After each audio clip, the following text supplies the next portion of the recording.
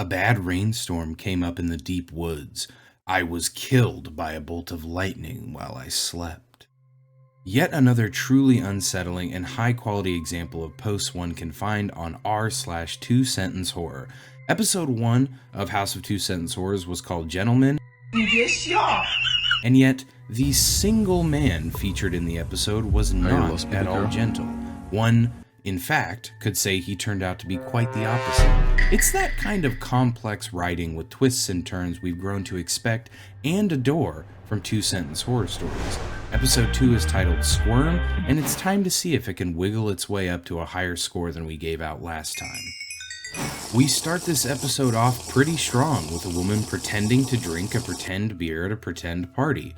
Not sure why nobody told this actress that she looks comically bad in this shot, but moving on. She stops not chugging and goes to get water, which cues her weird-ass co-worker to walk up behind her and say, "Pretty soon you'll be a degenerate just like us." I already do not trust this man one bit, and I hope to never see him again. I want to point out that during this scene, the whole water cooler moment, the fake chugger has something on her tooth that was very distracting to me. I don't know if that is lipstick or she was wolfing down a beef jerky between takes, but how come nobody behind the camera said, "Hey, by the way, you looked like a mannequin when you chugged that beer and you have something on your tooth"?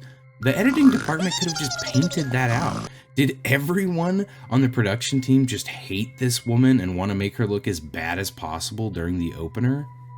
Cut to a cool-ass montage of this office party. We got middle-aged men sort of bobbing around. We got white women shuffling to and fro while the royalty-free music stays bumping. You just know that in a business casual party like this, Roger from accounting busted out the robot and it absolutely killed. What a sick-ass party. At this point in the episode, we haven't technically been told our leading lady's name, but just for the sake of clarity, I'm going to start using it. Her name is Keisha. Everyone say hi to Keisha. This is her. Keisha wakes up and walks over to a mirror. She starts looking very puzzled. This shot makes no sense, and I don't know why it exists. At first, all we see is her becoming more frantic while glancing down, but we don't see what she's glancing at. Then when it does pan down to show us some writing on her stomach, because it's in the mirror, it's backwards. Oh no, someone wrote "Gnimrong you peels" on Keisha's tum-tum. Who is she talking to here? This is clearly her bedroom because she got up and knew where all the stuff was. Why does she slam the door and then talk through it? We don't see a roommate at any point in this entire episode. There's nothing to imply that she has a roommate. She lives alone as far as we know. Also, Keisha, the door was open. You could see that nobody was out there. We even have a shot of outside her room just to confirm to us nobody is there. Also, quick side note, her room is really weird.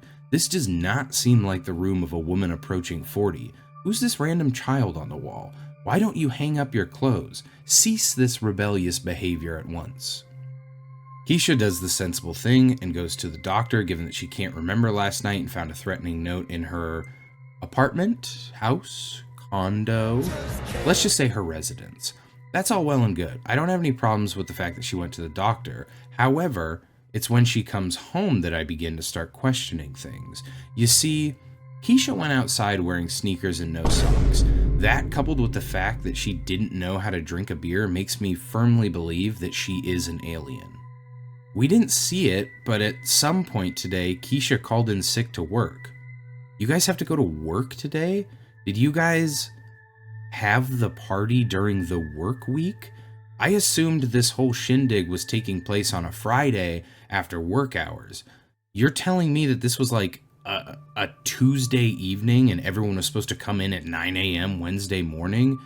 Interesting. Regardless of the scheduling problems this company has, Keisha's boss calls her and says she is out of sick days. I think this voicemail was supposed to portray him as a villain, but honestly, He told her pay would have to be docked since she had no more sick days available for the fiscal year, but he wasn't mean about it, or not especially so. He seems like a perfectly limp 6 out of 10 boss and is 100% a red herring. I am certain of it. Then she starts going crazy. You can tell she's crazy because she's itching her arms and the camera is zoomed in very close to her face. Sure, whatever, she's crazy town now, but can we talk about her desk setup for a moment, the place where she's supposed to work? What the fuck or hell is even this? First of all, is this episode set in the 90s for some reason? Why would it be set in the 90s? Okay, sure, why not? Second of all, what office space just has completely unfinished concrete floors? And third of all, who is supposed to be sitting at this other desk? Why would two people be in one micro cubicle? They would just be sitting back to back, unable to move at all. I don't know, did the set designer have a budget of $91 for this scene, but was also adamant that the cubicle should be for two people? And just like in episode 1, her friggin' monitor isn't turned on, so why did you even come to work? Keisha then goes to a counselor who basically says, hey, just stop being sad about this horrible event in your life. Then Keisha's like, oh, okay. And then she goes home. She's not crazy anymore. See, you can tell she isn't crazy because she isn't itching her hands, and this time, the camera, it's super far away from her face. That's called cinematography. Look it up, Stinky. Wait, I was joking. Is she actually just supposed to be chill now? She was full-blown insane, itching her skin off, and a counselor went, nuh-uh. And she's just smiling and going about her day at work, bantering with coworkers, eating lunch with them. It is highly likely that one of the people from this very workplace is responsible for what happened to her. If anything, the counselor should have started out by saying, find a new job and burn your old office building down with everyone inside. Instead, Dr. Denial over here said, hey, have you tried just not being crazy, you idiot? And somehow it worked. Oh god, oh no, we're zoomed in very close to Keisha's face again. She is going crazy for sure. I'm just going to break down the scene one step at a time. Keisha hears a knock on the door. She goes to check it out and finds a blurry picture of a mouth, possibly hers, with some writing on it. How that actually got into her home, I have no idea. We're never shown the door or how it entered. We're never even shown how Keisha enters. Then she sees maggots in the garbage can. Then she becomes a worm-filled creature. Then she wakes up. Then she wakes up again. She is still crazy after waking up twice, though. That was not a dream within a dream exclusive. She's doing that stupid thing where she's creepy because she's standing still while people walk around her and like fast forward. What fucking workplace on this planet would just allow a woman to do this without calling 911 and trying to help her? Even in the 90s, when everything was more evil, this wouldn't have happened. And from a practical standpoint, who would let this person come back to work? Oh yeah, come on back into the office so you can stand in the middle of everything and spend 8 hours looking at a monitor you never turned on with a computer you probably never plugged in. Someone finally approaches her, and it's the woman she saw crying in the bathroom at the office party earlier. This bitch has the audacity to walk up to Keisha and ask, "Are you okay?" Yeah, no, the woman who's been standing like a statue, staring into the void and hasn't showered in 3 weeks, is totally chill. Then the fucking weirdo guy shows up, and he literally drags Keisha into a room and locks the door. Hey buddy, what the hell is the matter with you?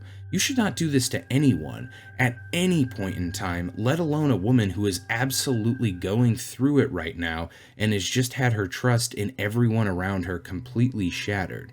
And he did all of this just to tell her he got a new job and wants to remain friends even if they aren't coworkers anymore. Then he grabs her shoulder and she starts yelling, rightfully so. I don't have an issue with her yelling at him. Lord knows I would be screeching and flailing around if a weird-ass man kidnapped me just to waste my time with completely mundane information that could have been an email, a note, or just a conversation at my desk. I also don't have an issue with everyone in the office running to her aid in concept. However, I do not believe that's what would happen in this office. This poor woman has been completely unraveling for weeks, and nobody gave one singular fuck or shit about it. All of a sudden, when she starts yelling, the damn Office Depot Avengers assemble and all converge on this room. What? Why did he do this? Who would do this? Wait, wait, wait, wait, wait, wait, wait. Her boss is reprimanding her. He is implying that she is the reason that guy left the company, and he's saying she assaulted him. We didn't see it, but I guess she scratched his face. Good. Fuck that guy. I don't remember the name of the boss character, but he is literally... I don't know, is he literally the dumbest man on Earth? No, he is. He is literally the dumbest man on Earth right now. A man pulled a woman into a room, locked the door to prevent her from leaving, and then subjected her to unwanted physical contact. All of this happened in the workplace during work hours with multiple witnesses. Keisha, no. Don't beg to keep your job right now. Let this man fire you and get a fat settlement check in court later on. Not a single one of these coworker characters seems like an actual person in the slightest. Okay, well, I guess I just cannot get a read on this boss character at all. Keisha, she has this whole moment where she breaks down in front of her boss and she talks about how she isn't okay. She even starts crying. I began to laugh uncontrollably during this. Not because the acting was comically bad. I mean, it's a CW show, so it definitely isn't good. But that isn't why I was laughing. I was laughing because I was just anticipating the boss's reaction being hilarious. Like, I was preemptively laughing. I figured he would just be like, oh, wow, that's crazy. I kind of don't give a shit. But no, he reacts with genuine empathy. I wonder why the writers could possibly be doing this. Turns out the boss was actually a sinister villain. Who could have seen that coming? Honestly, the ending of this episode turns the stupid shit factor up to 11, but I'm going to try my best to make it understandable. So, the evil boss man goes on this weird monologue to Keisha about his wife leaving him and sort of admits he is the one who's been doing something to all the women in the office. They never outright say what he's been doing. I mean, I think we're supposed to assume the worst, fair enough. But yeah, what exactly he's doing, I don't really know. I don't know if worms are actually involved with his scheme or not. I have no clue. He just spouts some vague nonsense about he felt so alone when his wife left him, so now he does this for some reason. Pretty stupid, right?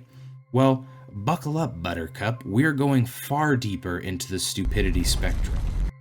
Fast forward some amount of time, an unknown amount of time. I genuinely think this is an editing mistake because many times in this episode we've had a text pop up to inform us about passage of time. You know, a few days later, a week later. You know how it is?